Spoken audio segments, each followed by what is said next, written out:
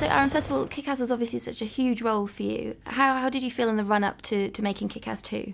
You know, me and Jeff worked with this quite a lot, Jeff who directed it, because obviously it had been 4 years, so for me to kind of go back, you know, and I watched the character back, and I'm a real perfectionist and really hard critic, so I look at it and go, okay, oh, I wish I kind of did this, or he had this kind of thing, and, you know, I had to be really kind of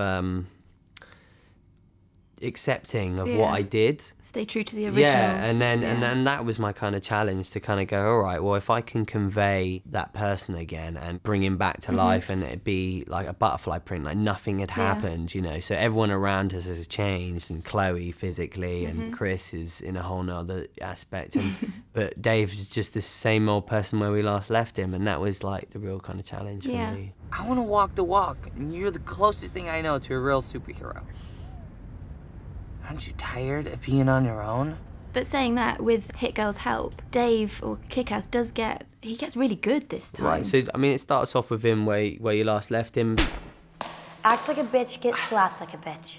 But in this case, he realises, you know, if he's going to keep doing what he's doing... he needs to buff up a bit. He needs to start getting trained, to fight, so he looks to Hit Girl.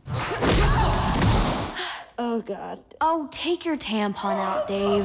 And so was that, in that sense, was that preparation quite different from the first film? Did you do much more physical stuff and stunt work?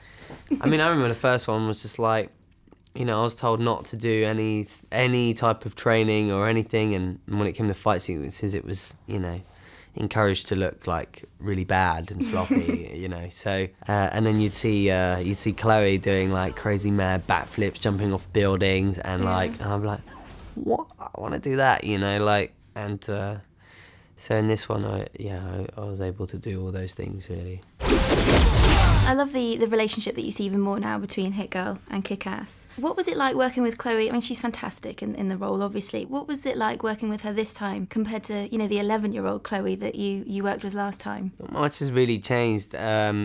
She's still, you know, super passionate and professional and gives 100%. And she's very mature for her age. I mean, I remember she was 11, but she was going on 15, you know, like she was super smart. Yeah.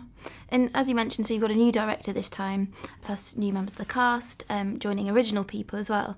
What's the atmosphere like on set with Kick-Ass? Because I get the impression it's a very collaborative film to be part of. Yeah, it is. I mean, the great thing about the second one was that we had so many kind of people like John Leguizamo, Jim Carrey. Those people were all kind of stepped forward because they were fans of the first one and of the comic book. And so to kind of have that, it was really bizarre because, you know, for us, we're like major sort of fans of those guys, you know. So for them to do that felt really amazing, and, you know, you felt flattered in a way. What the hell are you? We're the good guys. You're the dead guys. Franz, wieder. Ow! Jesus!